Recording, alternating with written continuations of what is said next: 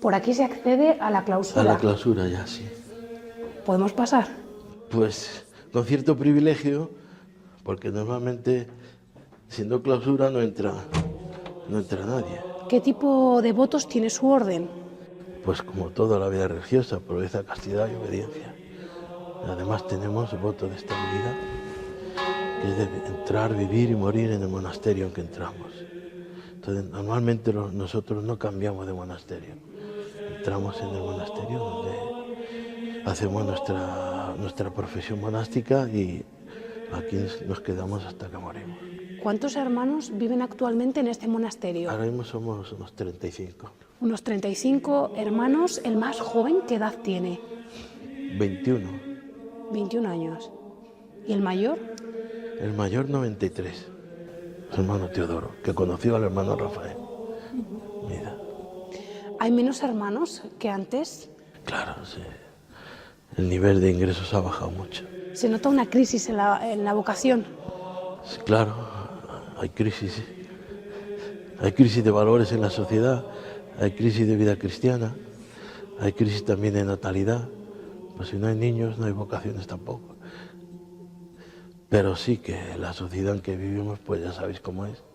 Entonces, lógicamente, pues falla, vamos. Sí, antes las familias pues tenían muchos hijos y siempre había alguno que entraba en la vida religiosa o, bueno, sacerdote pero pues ahora sí, estamos a un nivel muy bajo, pero bueno, vamos sobreviviendo todavía. ¿Y aquí todos los hermanos trabajan? Todos trabajamos, sí. En las distintas áreas del monasterio, pero todos trabajamos, nos llevan por la cocina, otros el maestro de novicios, otros el abad, otros trabajan en las granjas y los distintos servicios de la comunidad. Pues de momento nosotros pues atendemos a todas nuestras necesidades. Prácticamente no tenemos personal de fuera, únicamente en la granja, en la vaquería es donde tenemos personal de fuera porque ya tiene un desarrollo muy grande y se necesita personal. ¿Y aquí cómo se elige al abad? Pues se elige en capítulo conventual. O sea, nos reunimos en un pequeño cónclave, se hace un pequeño juramento y después se hace una elección con papeletas totalmente cerrados y bueno, pues se elige con la mayoría de los votos, pues se necesitan para tener elección, sí. ¿Cada cuánto tiempo se elige al abad? Cada 6 años. Cada 6 años. ¿Y cuáles son las tareas de un abad? Bueno, pues el abad es, digamos, la autoridad suprema del monasterio. Los demás dependemos hacemos promesa de obediencia al abad. Y bueno, pues atender a los hermanos y bueno, pues todo lo que está unido al desarrollo del monasterio, pues de alguna manera pasa por él. Ahora es evidente que el abad no puede hacerlo todo, por eso siempre necesita colaboradores y tiene otros hermanos que participan en las tareas de gobierno, pues unos en la parte económica, otros en la parte laboral, otros pues en la parte más espiritual, pero en fin. Es un monasterio, Enrique, muy grande. Bueno, externamente parece muy grande, después para los que vivimos dentro no nos los parece tanto, pero bueno. Pero sí, tiene 2 claustros y está... De hecho, aquí han vivido más de 100 monjes. Ahora somos menos, pero bueno. ¿Cómo se distribuye las estancias de este monasterio? Ahora mismo, ¿dónde estamos? Estamos en un claustro que llamamos el claustro procesional, porque alrededor de este claustro es donde se hacen las procesiones litúrgicas. El Corpus Christi, el día de la presentación del Señor, el día de la Candelaria, hace 2 días, pues aquí lo tuvimos, ¿no? Y bueno, y alrededor del claustro, que siempre es un cuadrado, pues están las distintas dependencias. Normalmente hay una planta que se suele llamar la planta típica cisterciense, a través del cual más o menos se edificaban todos los monasterios. Entonces, la parte norte, que es la más fría, solía ser la iglesia. Después, en el este, estaba el capítulo y dormitorio arriba. Aquí en el oeste pues estaba siempre la sala de los hermanos, sala de trabajo, y después ya al sur, que es la parte siempre más caliente en los edificios, estaba el refectorio y otra serie de dependencias, ¿no? Cocinas y tal. Y luego después siempre había otros edificios colaterales que ya eran granjas y cosas, zonas de trabajo. Pero el claustro siempre era pues un cuadrado con toda una espiritualidad, diríamos, del paraíso claustral que decimos nosotros, como el lugar donde el monje pues se santifica y donde persevera hasta su muerte y donde espera la venida del Señor, ¿no? Y justo aquí en medio está el cementerio. Ese es el cementerio, ese es el lugar donde reposan los restos de los hermanos que nos han precedido.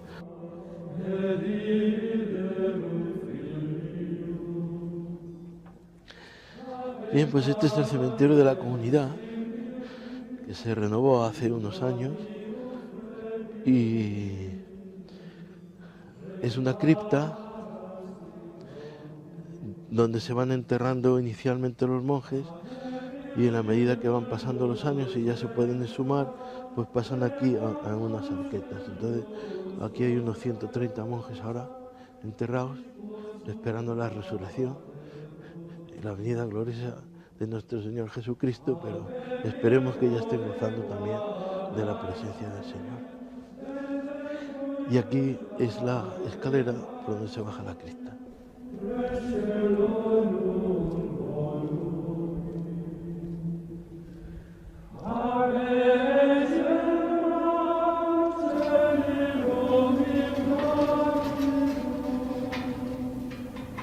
Está la cripta del monasterio, donde se suman los restos de los hermanos que van muriendo.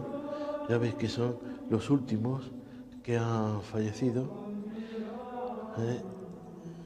Y aquí reposan durante 10, 15 años, hasta que ya Sanidad nos permite la exhumación, y una vez que se exhuman pasan a las arquetas que hay arriba, donde habéis visto las estrellitas.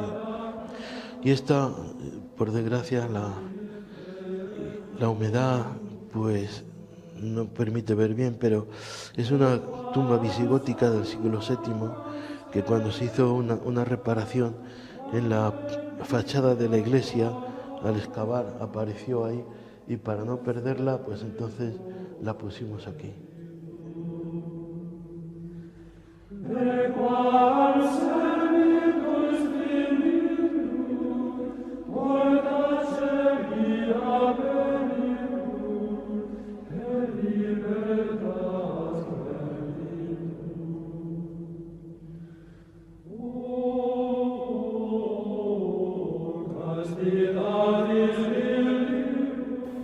Todo esto lo pintó un hermano, todas las cenefas. Todo, a lo largo de unos años, sí, pero todo. Bueno, tenía sus plantillas y tenía su modo de hacer, y sí, lo dibujó él todo. Y todavía pues se conserva bastante bien, al estar cerrado con las vidrieras, pues se queda bastante bien conservado. Esto es lo que llamamos el De Profundis, porque aquí se rezaba un salmo, que es el salmo del De Profundis, cuando salíamos del capítulo. Y es donde tenemos las cogullas, que es la prenda coral. Las cogullas no las ponemos siempre cuando vamos al coro, que es la pieza típica, diríamos, del monje, que se le impone al monje el día de la profesión solemne. Entonces, los hermanos que llevan cogullas porque tienen ya votos solemnes. Y los que no, como este caso, que es el hermano Rubén, que es novicio, que es el de 21 años, pues entonces llevan capa. Vamos a pasar a la sala capitular.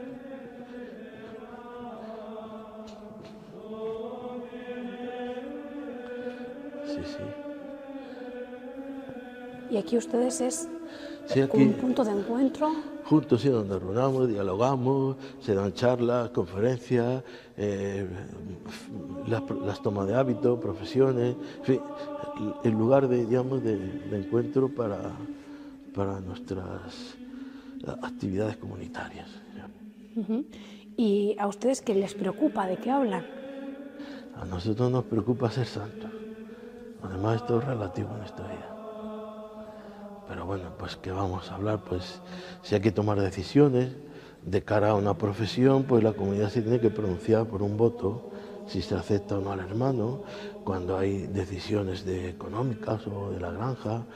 Luego después también pues la formación de los monjes, pues conferencias sobre liturgia, teología, espiritualidad, en fin, pues todo ese tipo de actividades se hace aquí.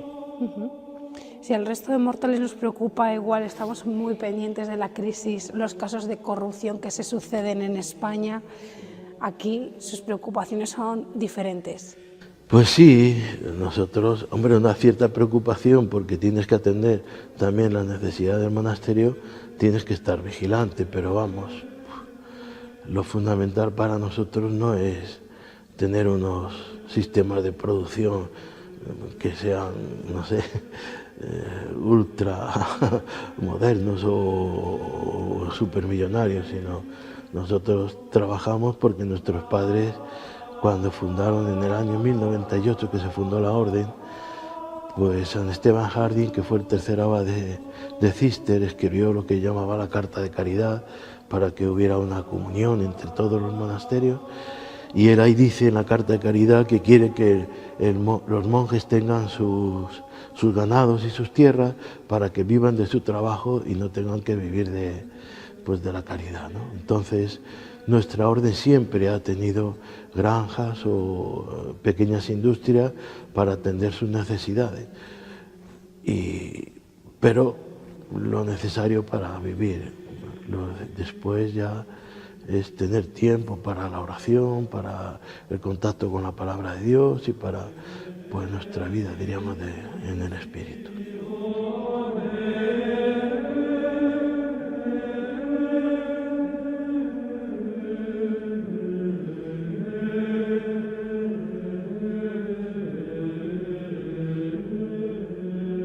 Por aquí huele muy bien. Sí, está en la cocina de la comunidad. De hecho, de aquí también se atiende la hostelería. El cocinero cocina para nosotros y para la comunidad. También es un hermano de aquí. Es un hermano, Marcelino, de voto solemne. ¿Eres palentino? ¿Sí? ¿Hay muchos hermanos palentinos? Muchos no. Poquito, 2, 3 me parece. ¿De dónde son? De Palencia capital es el hermano Jesús. Después hay, ahora no sé de qué pueblo, pero ya más hacia el norte, hermano Isabelino y ya no más. ¿Hay algún extranjero, algún hermano extranjero? Ahora no. En otras ocasiones hemos tenido monjes de nuestras fundaciones, de Ecuador, de México, de Angola, sobre todo los africanos. ¿Aquí se turnan para hacer la comida o siempre es el mismo Normalmente hermano? la lleva él, pero luego después hay algún hermano que le ayuda 1 o 2 días en semana para que le...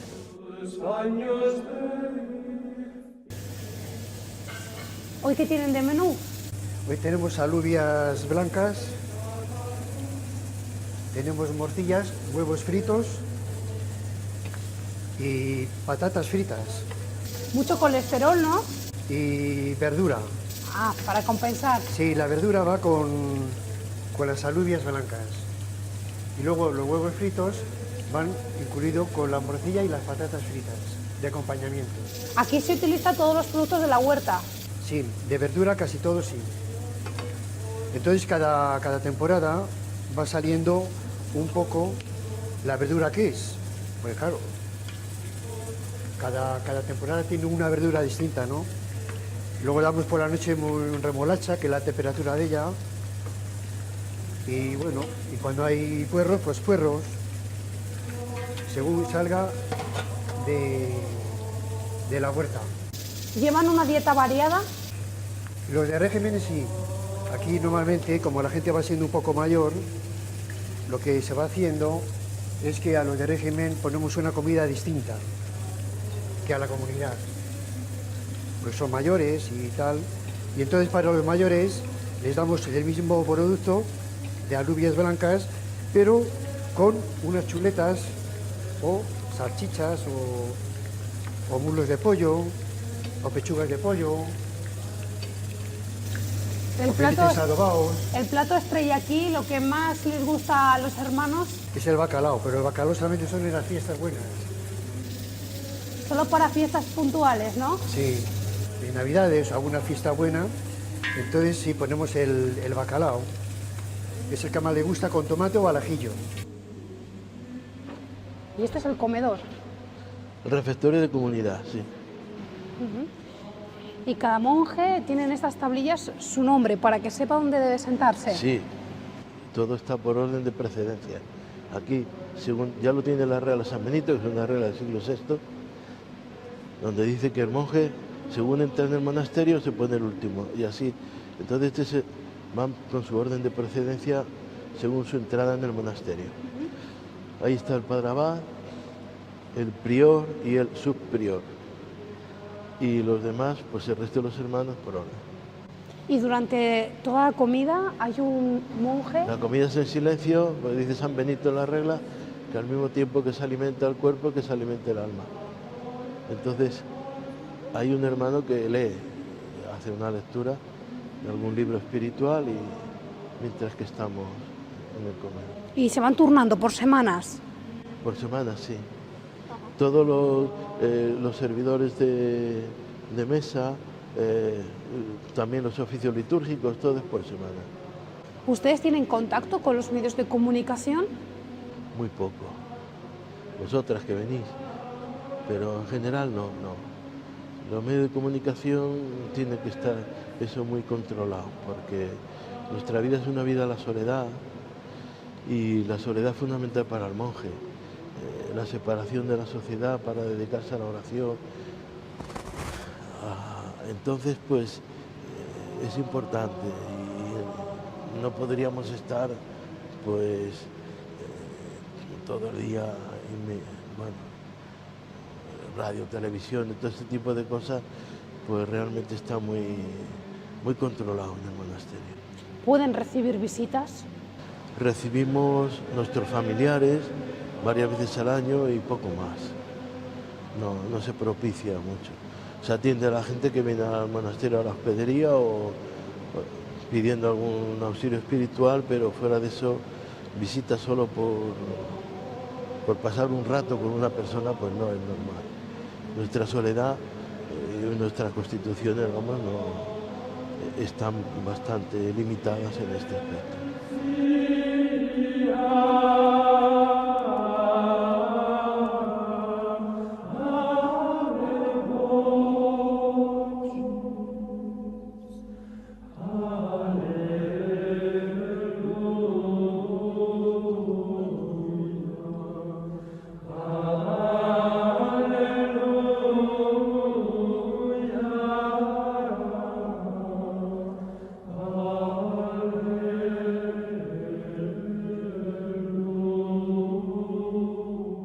Este claustro es el que llamamos el claustro de la Inmaculada, por la Virgen que está ahí en la fuente.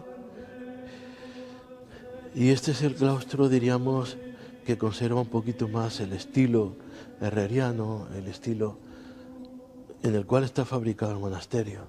De hecho, estaba muy deteriorado cuando vinimos nosotros, porque los casi 50 años que estuvo el monasterio vacío, pues se llevaron la piedra y bueno, hicieron de todo. Pero realmente es el que conserva ese estilo, diríamos, un poquito más de lo que es un claustro, ¿no? El claustro procesional es igual, pero al estar cerrado, pues como que no da la impresión de claustro artístico, por así decir, ¿no? Antes aquí estaba la fábrica de chocolate. Aquí estaba la fábrica de chocolate y entonces todavía se nota un poco las Esto estaba todo cerrado con adobe y toda esta parte del claustro estaba utilizada pues de almacén y de zona de trabajo de la fábrica de chocolate. Incluso esa entrada, que sería la entrada principal del monasterio, es donde estaba el tostador de la fábrica de chocolate, el tostador del cacao. En esa fábrica trabajaban los monjes, pero también había personal externo. Sobre todo para repartir y tal, ¿no? Trabaja. Pero sí, había personal externo, sí. ¿Hasta qué año estuvo aquí esa fábrica de chocolate? Pues la fábrica se tuvo que... Entre el 67 y el 68, el 68 fue ya cuando se vendió, y más o menos al 67 fue cuando se hizo todo el traslado ahí. ¿Por qué se decide vender esa fábrica? Bueno, porque primero que el chocolate no ha sido nunca muy buen negocio en España, sobre todo compitiendo con las grandes marcas, pero bueno, nosotros teníamos una fabriquita que trabajaba bien, pero ya cuando hicimos la fábrica fuera, pues como que ha sido un desarrollo demasiado grande y empezó un poco a desbordarnos a nosotros el trabajo de la fábrica, y entonces pensamos que nuestra vida no es producir chocolate, sino vivir para Dios, entonces optamos por la venta, sí. Ha pasado por manos de diferentes empresarios, el último Bueno, Luis sí, Mateos. nosotros la vendimos, pero después al año se la vendieron a otra empresa y después vino una empresa mexicana, después no sé cuánto, la compró Ruiz Mateo, después la expropiaron, bueno, ha pasado por muchas manos, sí. Y últimamente pues ya sabéis que está, pues, en muy malas condiciones, ¿no? Del ajetreo que se vivía aquí hace años a la paz que se respira ahora, imagen totalmente diferente. Sí, evidentemente eran furgonetitas chicas, pero iban y venían los obreros, el trabajo de las máquinas, trabajando siempre, que hacen ruido y tal, pues evidentemente era un contraste para nuestra vida que no. Por eso ya don Buenaventura Ramos, que era la base en aquel tiempo, optó por sacar la fábrica de clausura y hacerla allí, ¿no? Y en eso evidentemente hemos ganado espacio porque se han recuperado muchos lugares del monasterio que realmente estaban inutilizados por la fábrica, y también hemos recuperado pues soledad y silencios.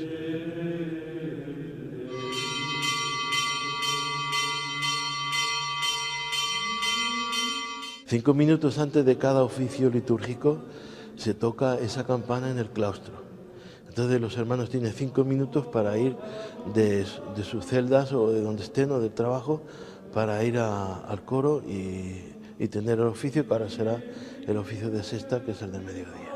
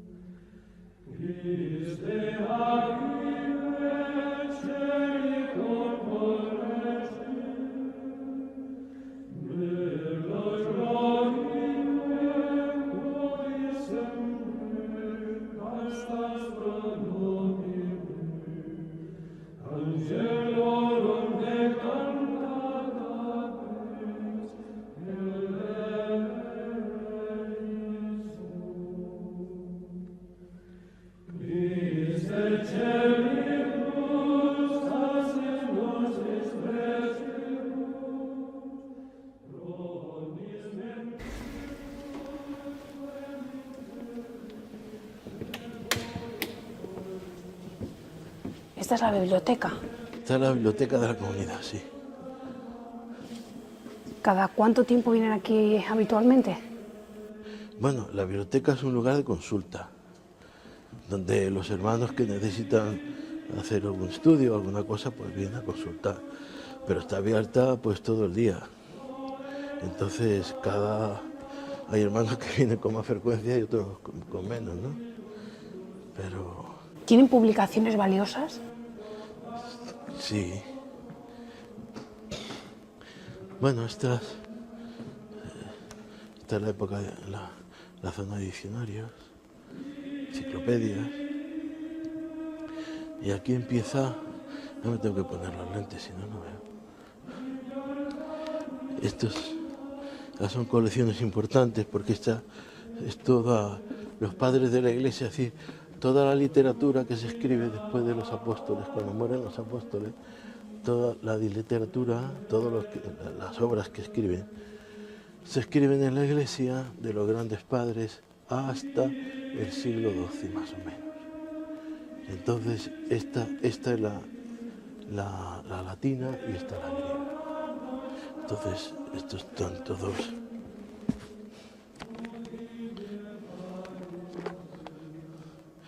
Bueno, lo que pasa es que la patrología griega suele tener siempre la traducción latina. Entonces, los que conocen el latín o conocemos el latín, pues tenemos acceso a toda la literatura de la Iglesia.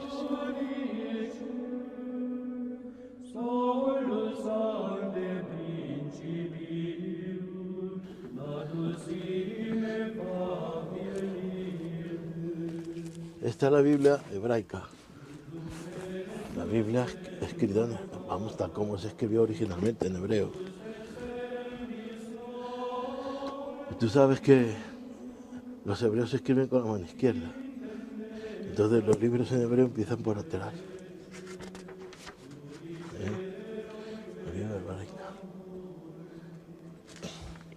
Y ya están pues los libros, el Génesis.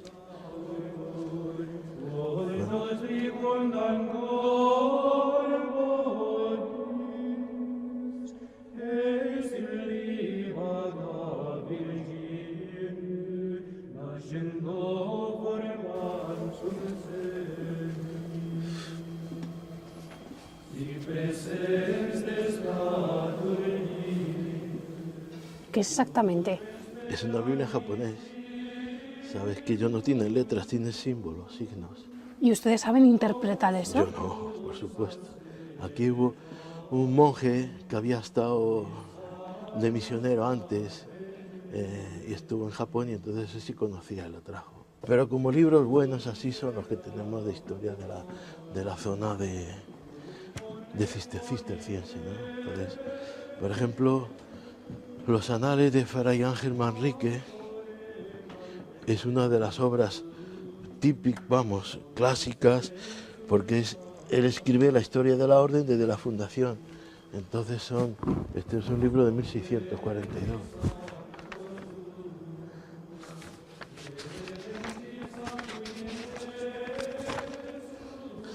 Fray Ángel Manrique, un monje cisterciense, y escribe, ¿ves? Aquí tiene la fecha, 1642.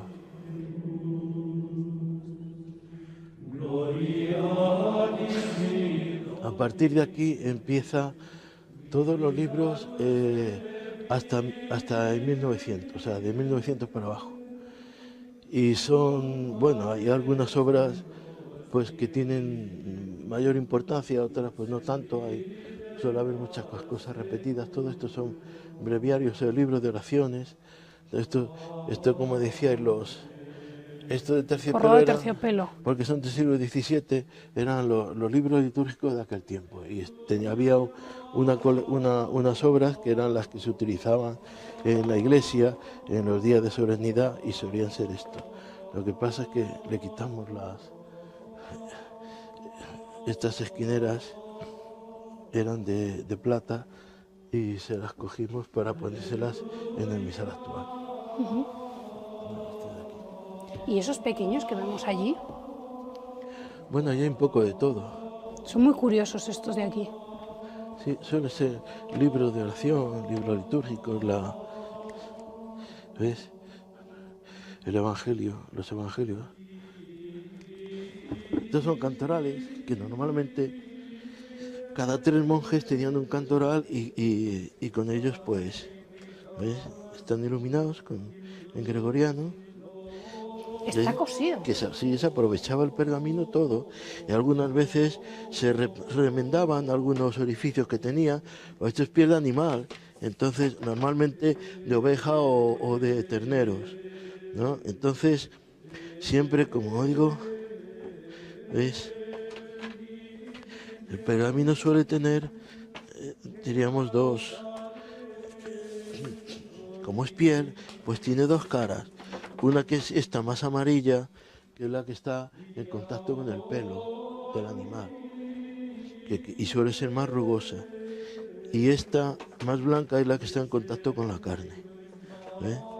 Entonces, esta se solía lijar un poco con piedra pómez para poderla después trabajar.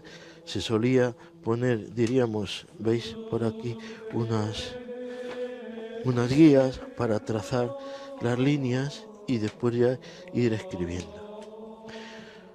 Inicialmente se escribe siempre en negro, pero después se empiezan a utilizar ya otros colores. Cuando se utiliza para iluminar las letras, se empiezan a iluminar solo con un derivado del mercurio, de cinabrio, que es rojo, que es lo que nosotros hoy llamamos minio, el minio que se utiliza para imprimar pues muchas cosas, ¿no? Y de ahí del minio se derivó la expresión miniatura, pero la miniatura no es porque sea pequeño, sino porque se empezaba con minio, se trabajaba con minio. Bueno, pues estos son los cantorales, que claro, hoy día solían tener la habilidad de hacer estos códices pues en la medida de... en estos días con la historia del Codex Calistino, ¿verdad?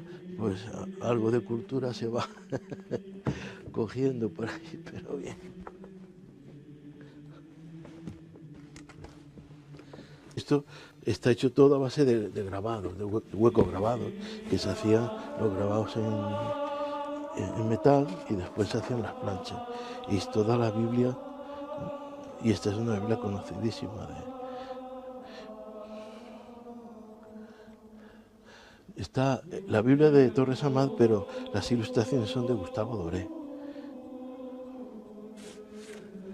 Por ejemplo, este es un comentario al derecho canónico. Bueno, todavía no estaba hecho el derecho canónico, diríamos lo que constituía las decretales de Graciano, las grandes colecciones de leyes, digamos, de la Iglesia. Y entonces el método que se utilizaba era poner aquí el tipo de ley, y esto eran los comentarios de los distintos autores.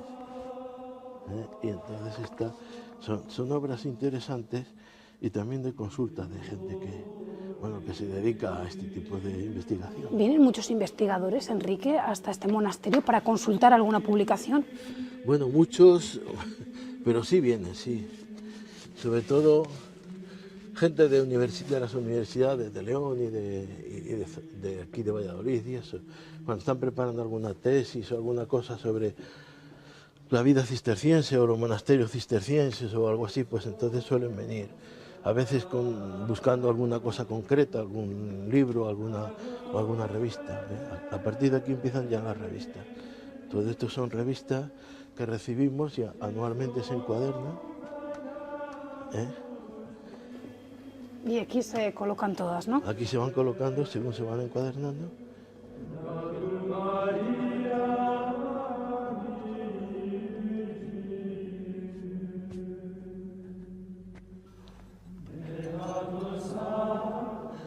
Bien, este es el escritorio, que es el lugar donde la comunidad hace la lectura espiritual. Vienen todos los días. Normalmente tenemos una hora en la mañana de 9 a 10, donde nos reunimos todos, y luego después a lo largo del día, los ratitos que tiene cada uno, pues se los administra como puede, ¿no? Entonces cada hermano tiene su ¿Cuál es la suya? mesa. La mía.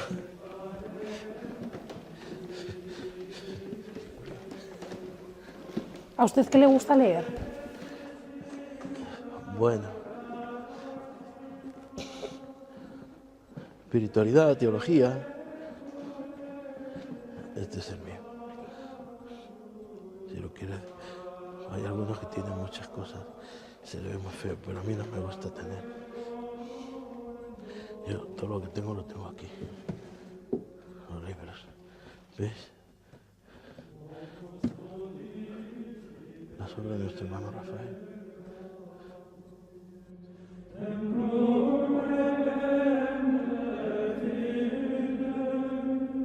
¿Cómo podría describir su vida aquí? Complicado. Bueno, una cosa diríamos es la estructura de la jornada monástica, nos levantamos a las 4, vamos al oficio, es el oficio de la mañana, el primer oficio que tiene que ser siempre con carácter nocturno. Luego después durante el día tenemos 2 grandes horas importantes, litúrgicas, una entre 2 luces siempre, una al salir el sol y otra al caer el sol, que las llamamos la primera laudes, que suele ser a las 6:30 de la mañana, unido con la misa, y luego después en la tarde, al caer de la tarde, a las 6:30, vísperas. Y entre estas 2 grandes horas pues tenemos otras 3 horas menores que llamamos, porque los romanos dividían el día en 12 horas de noche y 12 horas de día. Entonces, suponiendo más o menos que a las 6 de la mañana empieza el día, pues la tercera hora del día sería a las 9 de la mañana, que es cuando rezamos tercia. La segunda hora del día, la sexta hora del día, pues sería mediodía a las 12. Y la novena hora, pues en torno a las 3 de la tarde. Entonces, esos momentos, pues también tenemos una celebración litúrgica cortita, que es la que habéis grabado ahora de sexta. Después ya hasta vísperas y al final de la noche, antes de acostarnos, pues rezamos completas, que completa el día y ya nos vamos. ¿A qué hora se van a la cama ustedes? En torno a las 9 de la mañana, de la noche, perdón. Y a las 4 pues empezamos el oficio.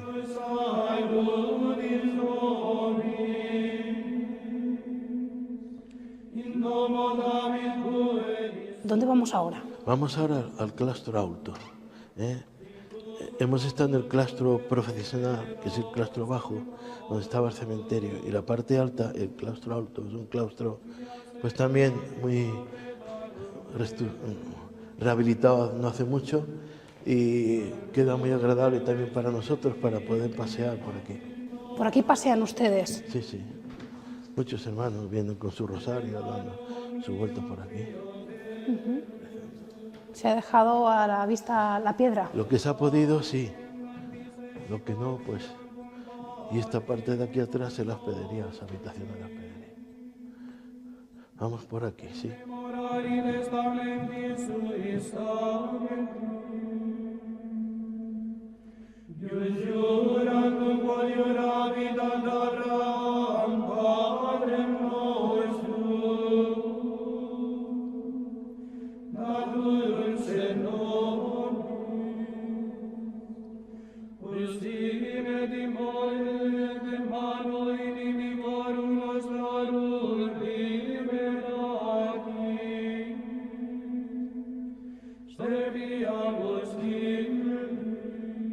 Esta es la capilla del noviciado, donde los novicios pues rezan ratitos que tienen.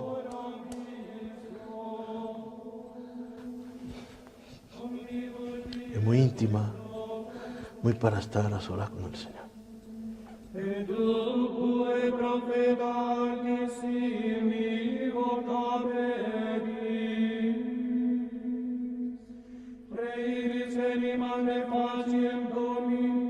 Esta es la parte de enfermería y vamos a entrar a donde murió el hermano Rafael, que se ha conservado la celda donde él murió, pues tal cual.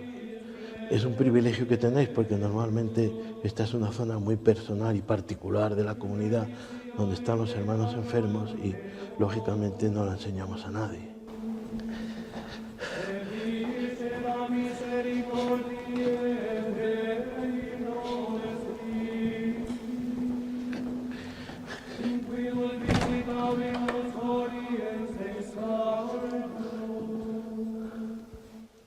¿Aquí murió? Aquí murió el hermano Rafael. Y está tal cual. Está tal cual. No se ha tocado nada. La hemos conservado con su cama, su colchón de paja, el pupitre que él tenía. Rafael Arnaiz obró varios milagros. Sí, muchos milagros ha hecho, pero reconocidos por la Iglesia y como milagro dos, uno para la beatificación y otro para la canonización. Explíquenos esos dos milagros. Un poco complicado, pero bueno, yo no soy médico, pero el primero fue una muchacha de aquí de Palencia que un accidente, bueno, le cayó una farola en la cabeza, le fracturó el cráneo y perdió incluso hasta masa encefálica. Entonces estuvo en cuidados intensivos y los electroencefalogramas daban plano y entonces pues determinaron la muerte clínica y entonces pues ya pensaron los médicos sacarla de la UBI y tranquilamente que muriera. Y los padres empezaron a hacer la novena al hermano Rafael y cuando vino el médico ya de vacaciones se encontró que la muchacha andaba paseándose por el hospital, ¿no? Estaba tranquilamente. Y entonces, pues, sí se consiguió la documentación médica y realmente se demostró él. Ese es uno de los milagros. Es el milagro que sirvió para la beatificación, que fue el 27, si no recuerdo mal, de septiembre del 93. Y para Juan Pablo santificarle II. hacía falta otro Y milagro ya para más. la canonización faltaba otro milagro. Eso fue una muchacha de Madrid que tuvo una eclampsia, es decir, una mujer embarazada, y esto es una enfermedad donde mueren casi todas, ¿no? Le hicieron la cesárea, sacaron a la criatura, pero a ella la daban por muerta también, y bueno, afectado con 4 órganos vitales, entonces pues no pensaban que... Y también empezaron unas monjas nuestras a hacer la novena al hermano Rafael y a rezarle, y bueno, pues... Salió adelante. Mucha gente no cree en los milagros, Enrique. ¿Los milagros existen? Pues sí. Cada vez que se beatifica o se canoniza una persona, la Santa Madre Iglesia ha reconocido como tal un milagro. Y normalmente lo examinan 5 médicos por separado. Y los médicos son los que dan el dictamen. Si los médicos tienen que ver si realmente hay una causa, diríamos, natural o médica por la que se haya podido curar. Si ellos no lo pueden explicar, entonces pues sí. De hecho, para Juan Pablo II me parece que ha sido cuestión de un cáncer galopante y para otros, pues, y personas desahuciadas, y, o sea y cosas que se ve la curación inmediata, ¿no?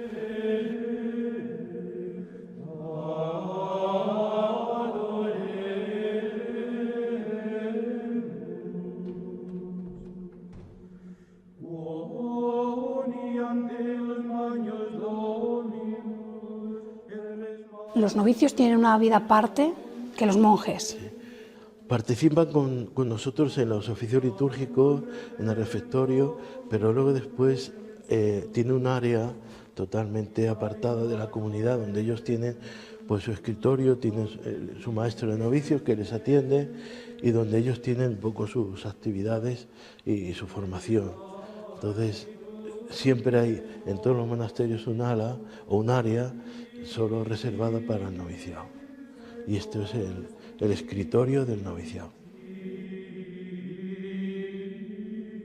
Y estas son las celdas. Estas son las celdas, más o menos. Esta es área de noviciado y parte también de comunidad. Y más o menos el estilo es el mismo. Entonces, sí. Ahora están durmiendo la siesta algún monje, ¿no? Bueno, ellos han terminado la comida y ahora hay un rato hasta las 3 menos cuarto que vamos a nona, libre. Algunos van a leer, otros van al escritorio, el que quiere puede reposar un rato. Sí. ¿Nos permite ver alguna celda? Bueno, vamos a entrar, sí.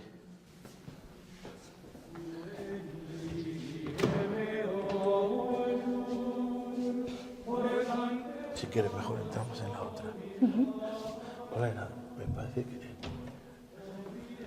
Ah, no, está. Cristian.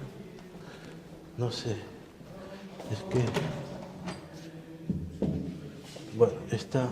Es que la otra estaba cerrada. Esta más o menos, sí.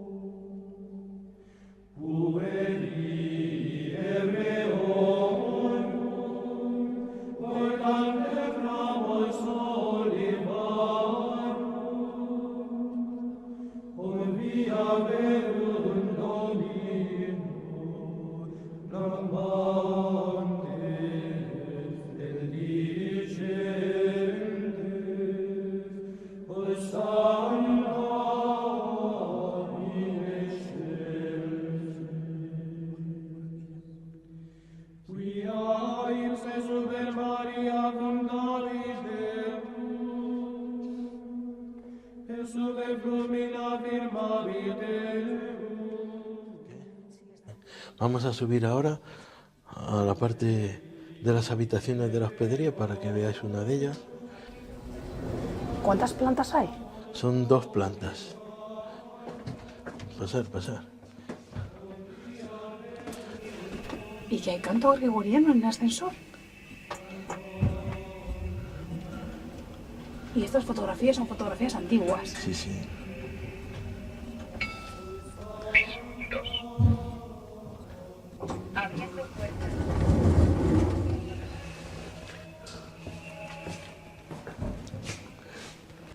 Este es el lugar de acceso a la hospedería del monasterio. La gente que viene pues, a consultar cualquier cosa o a hablar con nosotros o cualquier cuestión que tengan que plantear con la comunidad, pues se le accede por aquí y se le recibe unos recibidores que tenemos para cualquier tipo de evento que haya que hablar con las personas.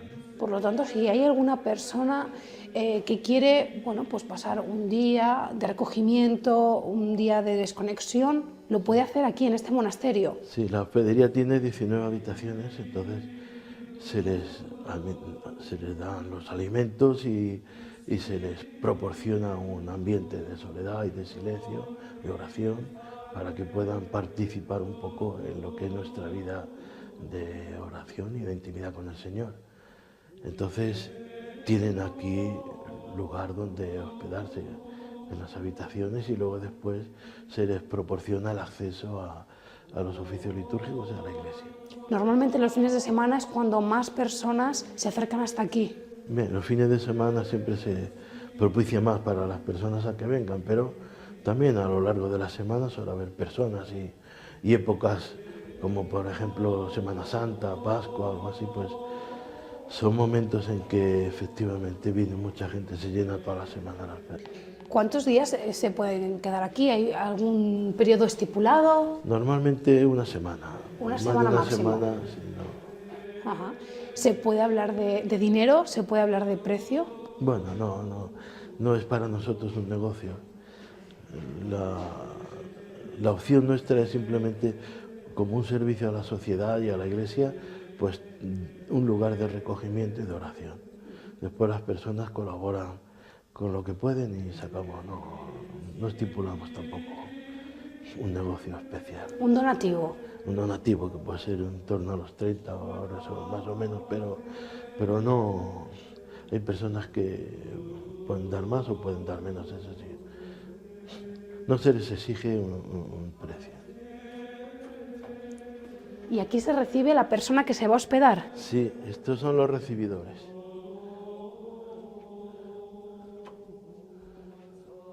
Esto es un lugar un poco así de, vamos a decir, de atención primaria.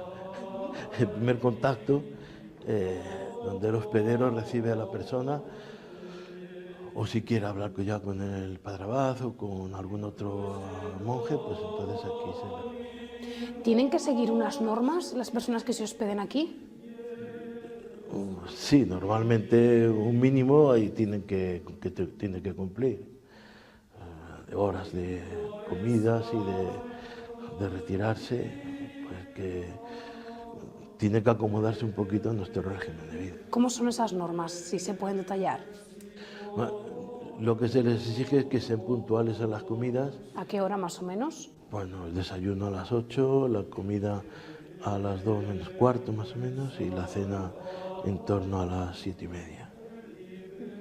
Y luego después ya una vez que la comunidad ha rezado completa y se ha retirado en torno a las 9, pues ya de la noche se cierra la hospedería y ya nadie puede salir, ya se tienen que quedar en sus habitaciones. ¿Las personas que se hospedan aquí se van renovadas? ¿Han notado un cambio de actitud? Se supone que sí. Bueno, en este sentido hay muchos testimonios positivos, ¿no? De la gente que viene pues con el estrés de la sociedad en que vivimos y realmente pues se sienten confortados, sí. Después muchas personas pues también necesitan sacar un poco lo de dentro y hablan con algún monje que pues les reconforta espiritualmente. En este sentido pues sí que es un buen servicio, como decía antes, a la Iglesia y a la sociedad.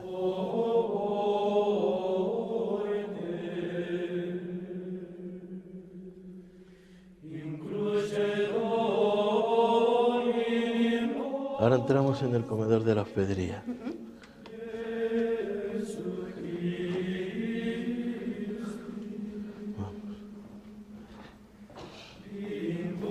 Aquí hay muchísimo silencio. Bueno, es una de las características de nuestra orden, el silencio. Nosotros entre los monjes hablamos muy poquito a lo largo del día. Sí. ¿Y aquí comen todos juntos? Los huéspedes sí, esto es de comedor de hospedería, no es de comunidad.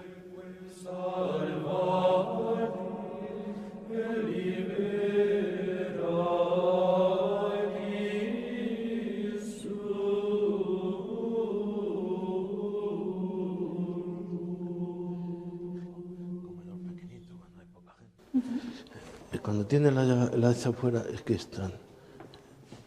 no hay nadie. Entonces, no sé si estarán hechas o estarán sin hacer. Bueno, pues estas es doble, pero normalmente suelen ser sencillas.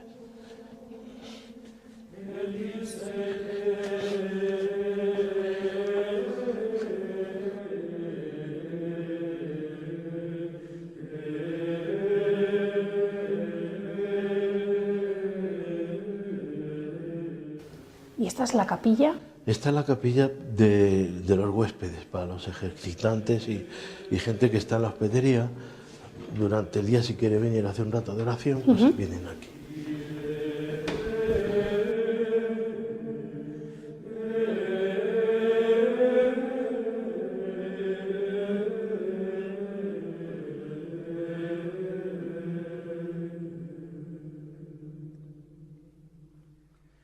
Esta es una zona de la hospedería con una pequeña biblioteca para los que quieran pues, leer algo. Pues ahí tienen una serie de libros y bueno, y algo para, si quieren sentarse o rezar un rato. ¿Les ha O ocurrido alguna salir vez de la que cena. tienen todas las habitaciones llenas? Sí, sí, con frecuencia. Hay momentos, por ejemplo, el Puente de la Inmaculada, que esto, y para Semana Santa también siempre, demasiado. O sea, pide mucha gente, pero no se le puede atender. Y todavía hay gente que a lo mejor se hospeda con los misioneros del Verbo Divino en Dueñas o en Palencia y viene aquí a los oficios litúrgicos y se queda en otro lado, ¿no? Hay que reservar con tiempo. Para ciertos momentos del año sí, para otros no. Puede haber, sobre todo ya julio y agosto son meses muy conflictivos, porque además de los huéspedes suelen venir los familiares de los monjes de visita y entonces pues no se puede tener mucha gente, ¿no? Y ya digo, Semana Santa, la Semana de Pascua, o hay momentos en que sí se llena la hospedería, o grupos que vienen, o a veces sacerdotes o el obispo con Cardenal Rocco vino el año pasado con no sé si 30 o 40 obispos, con 40 sacerdotes a celebrar ahí con la tumba de Rafael y bueno.